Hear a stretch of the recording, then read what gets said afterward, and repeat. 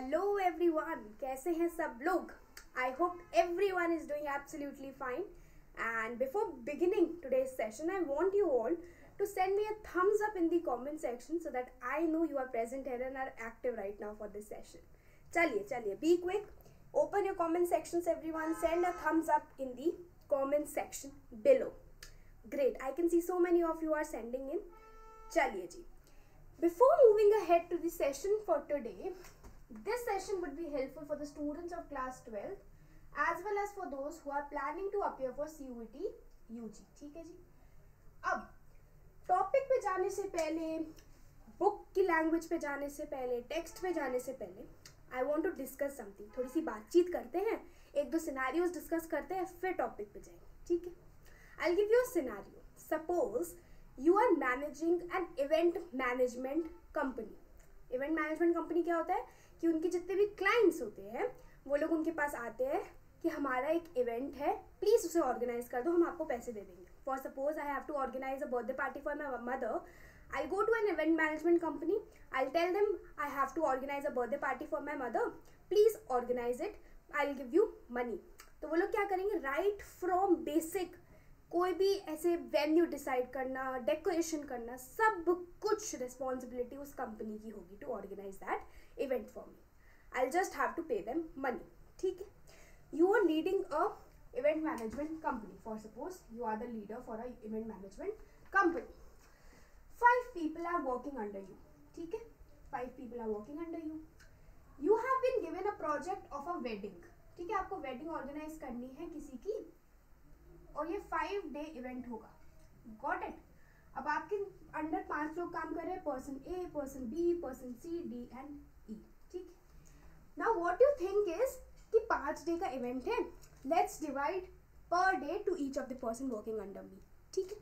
तो आपने first day का इवेंट ए को दे दिया, फिर सेकेंड डे का बी को, third day, fourth day and fifth day, like this. ठीक है. Now what you will do is you will go to each one of them after a day or so and inspect करोगे सबका काम कि whether they are working up to the mark और not. आपने सबको उनका रोल्स एंड रिस्पॉन्सिबिलिटी समझा दी. For suppose wedding है तो मेन जो वेडिंग इवेंट होगा वो ई संभालेगा.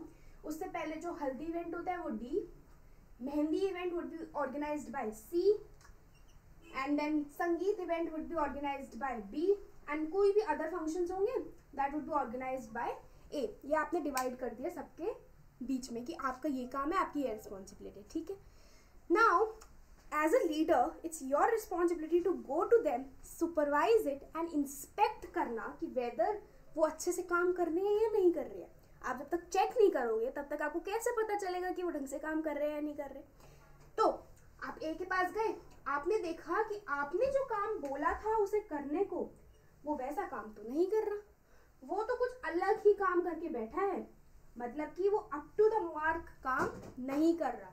तो the performance done by A is less than the task that you assigned to A.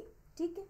Now coming to person B. आप वहाँ गए, आपने इवेंट चेक किया कि whether they are doing up to the mark और नॉट. बी अच्छे से काम डेलीगेट कर रहा है या नहीं कर रहा, ढंग से परफॉर्म कर रहा है या नहीं कर रहा. तो बी में क्या आपने देखा कि बी जो काम कर रहा है that is exactly same as the work you assigned her to do. आपने जैसा काम उसे बोला था करने को वो वैसा काम कर रहा है. So it is a good situation for this. You go to C. C ने क्या किया, सी ने सेम ए जैसा हाल कर दिया. आपने जो काम बोला था वो वैसा काम तो उसने किया नहीं और काम बिगाड़ दिया. तो आपने ज्यादा काम बोला था, उसने कम काम किया. तो this is not a good situation. ठीक है. डी के पास गए. डी ने क्या किया कि आपने जो काम बोला था और जो डी ने काम किया, डी का काम कुछ ज्यादा ही एक्स्ट्रा ऑर्डिनरी था, इतना अमेजिंग काम कर दिया कि आपके काम को भी सरपास कर गया. डी ने बहुत अमेजिंग काम किया. ठीक है. ई के पास गए. ई ने भी एग्जैक्टली जैसा आपने काम बोला था, गुड बच्चे की तरह ई ने वैसा काम परफॉर्म कर दिया.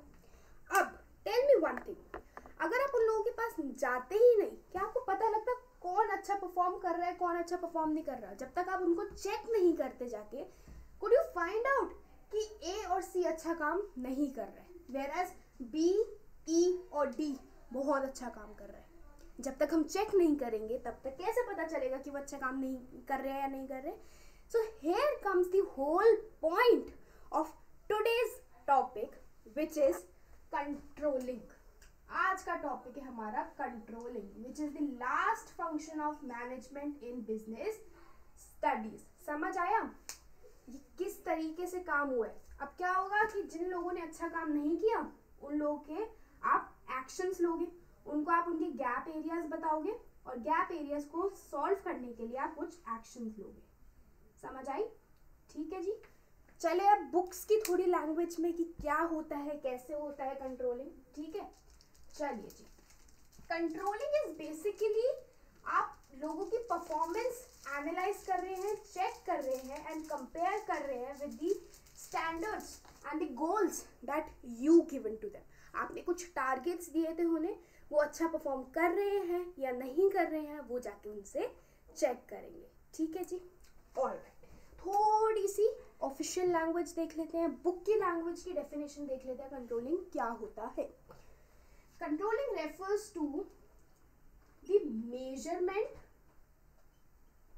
Of performances of workers working in the organization, performances of the workers by comparing them with the standards that you set.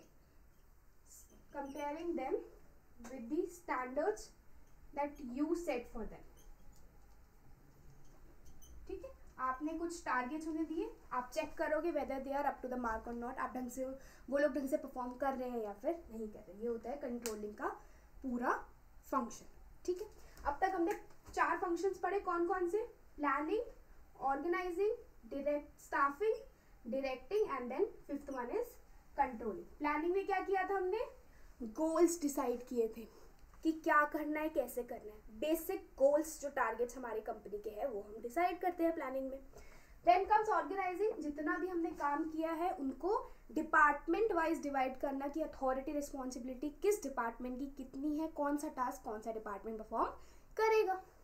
Then comes staffing. Recruit करना लोगों को अब लाना कि हमने डिसाइड कर लिया कौन सा डिपार्टमेंट क्या काम करेगा, अब लोग आकर काम करेंगे. ठीक है. फिर होता है डायरेक्टिंग. अब जितनी भी हमने प्लानिंग प्लॉटिंग सब किया है, हमने रिक्रूटमेंट किया है, उसको एक्चुअल एक्शंस में लाने का काम डायरेक्टिंग वाले स्टेप पे होता है. ठीक है.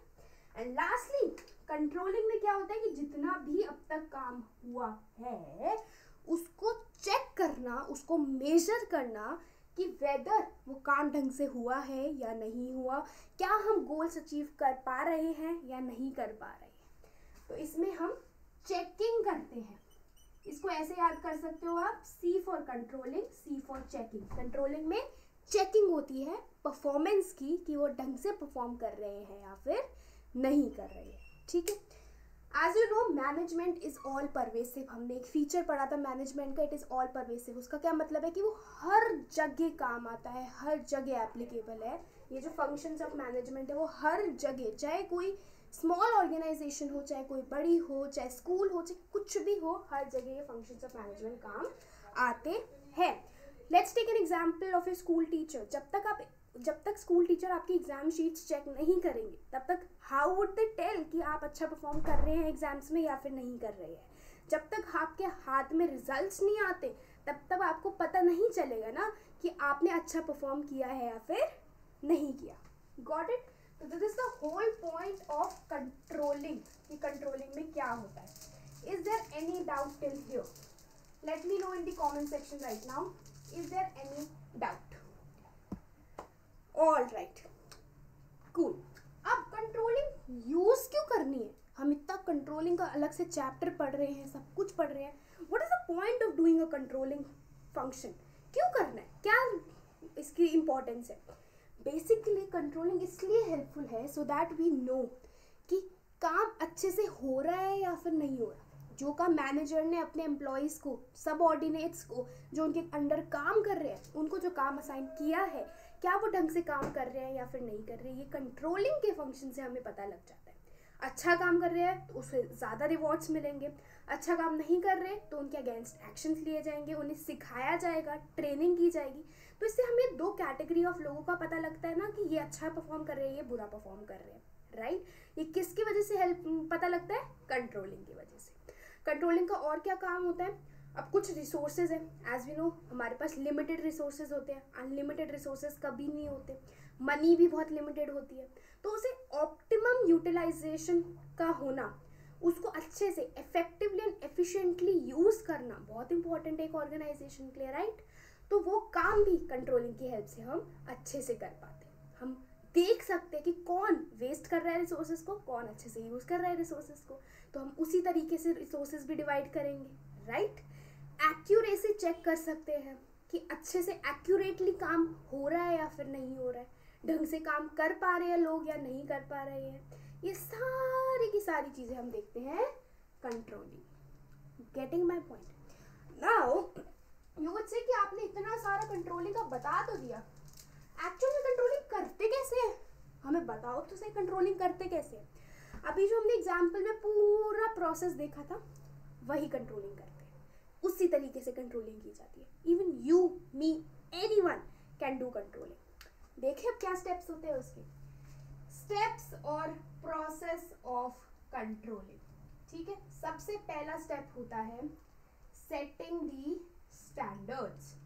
स्टैंडर्ड्स या फिर गोल्स कह सकते हो आप, टारगेट्स कह सकते हो। टारगेट्स सेट करना is the very first step of controlling. उसके बाद आता है measuring actual performance of the employees, कि एक्चुअली वो परफॉर्म क्या कर रहे हैं उसे देखना, एनालाइज करना। अब एक बार हमें पता लग गया कि वो लोग क्या कर रहे हैं, उसको हम कंपेयर करेंगे हमारे स्टैंडर्ड्स जो हमने सेट किए थे। Compare actual performance with the standards set.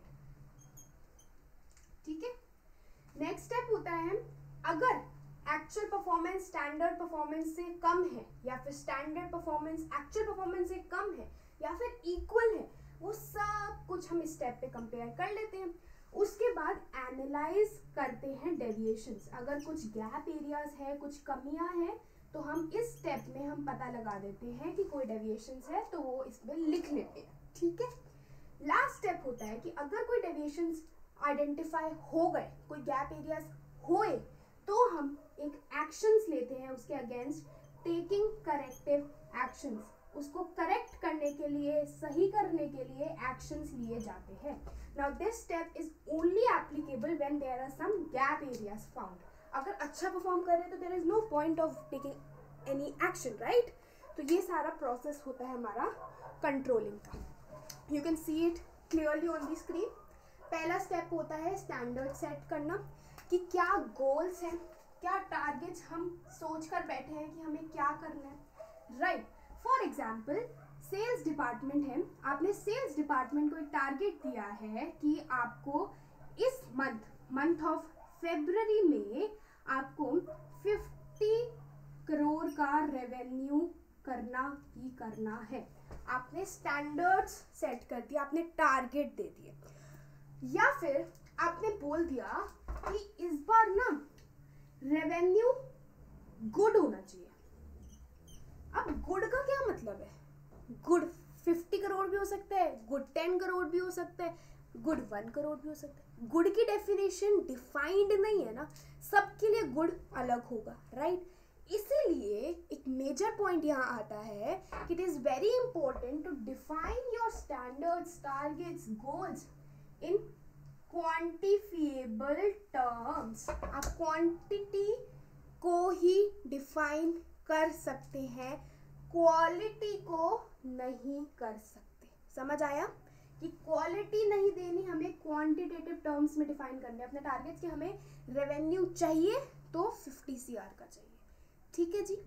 अब February 1 को आपने ये टारगेट दिया था, आपने 28 फरवरी को चेक किया जाके कि क्या टारगेट फुलफिल हुआ है या फिर नहीं हुआ।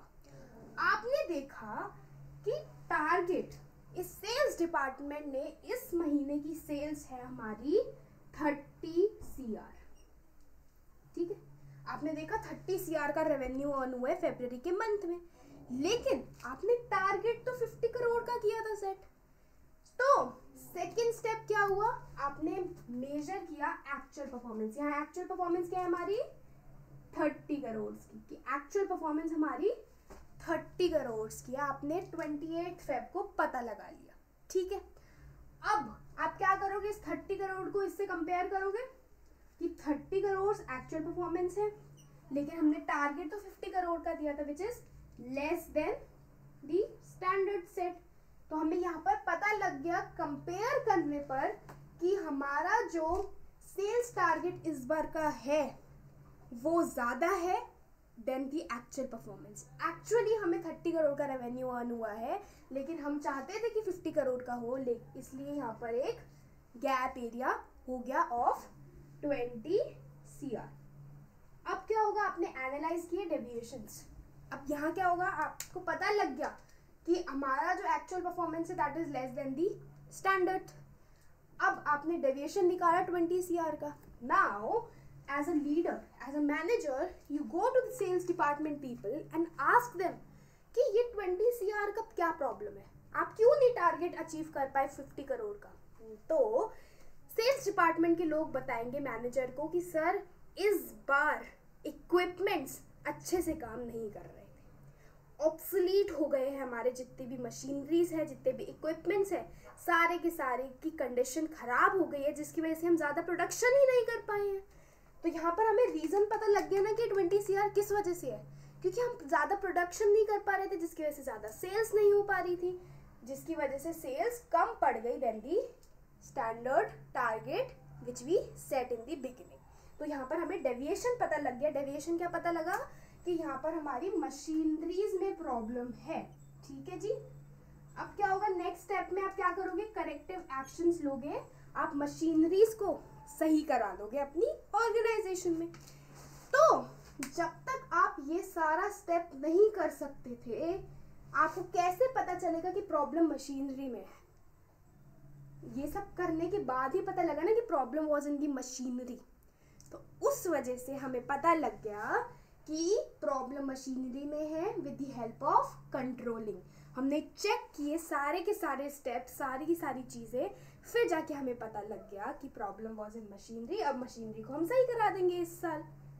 नेक्स्ट मंथ के लिए, मार्च के लिए हमारे पास न्यू मशीनरीज आ जाएगी।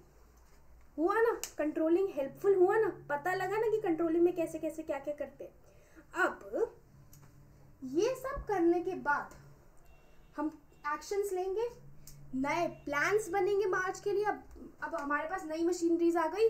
नाउ वी आर कॉन्फिडेंट कि मार्च में हम 50 CR से ज़्यादा का रेवेन्यू अर्न करने के केपेबल है, ठीक है जी।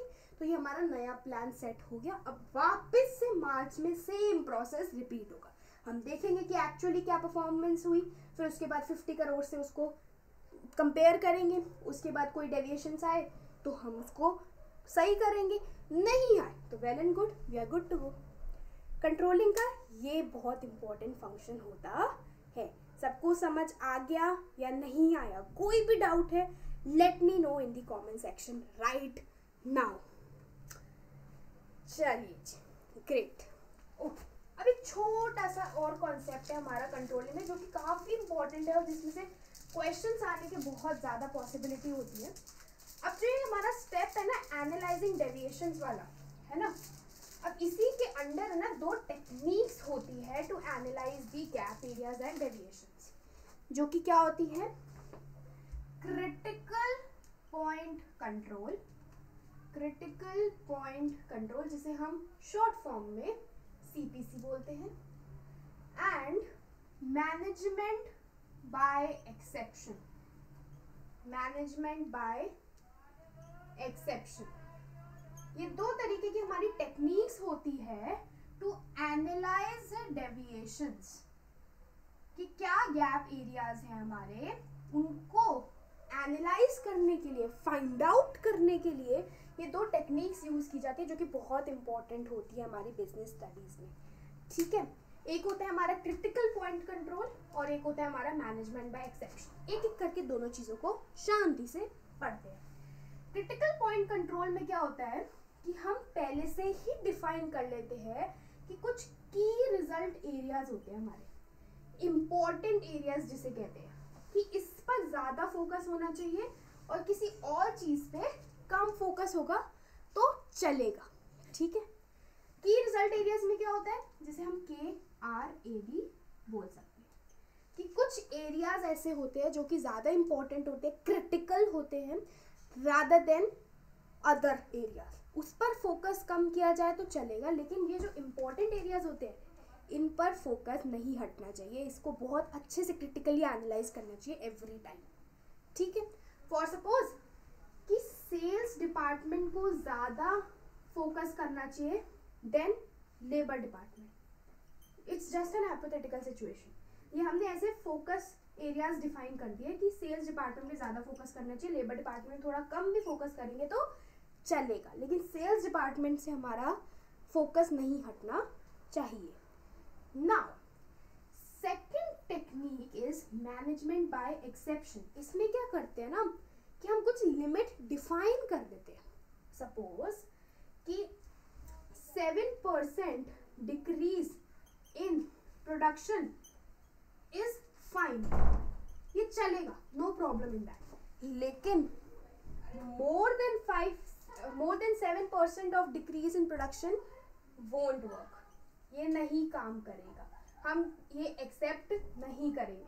हमें 7% तक का डेविएशन इज मंजूर है हमें, लेकिन 7 से ज्यादा अगर रिडक्शन हो गया तो प्रॉब्लम वाला एरिया है, वी वोंट एक्सेप्ट इट। तो मैनेजमेंट बाय एक्सेप्शन में हमें क्या पता लगा कि कुछ लिमिट्स डिफाइन कर देते हैं कि इसके बियॉन्ड अगर कोई प्रॉब्लम आएगी तो हम उस पर फोकस करेंगे।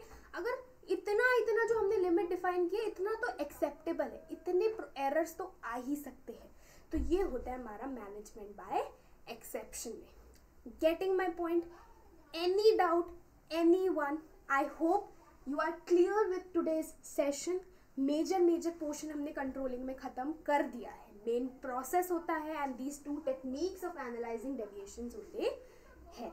ठीक है जी, I hope this session was helpful for you. Thank you so much for attending and have a good day. All the very best and keep learning.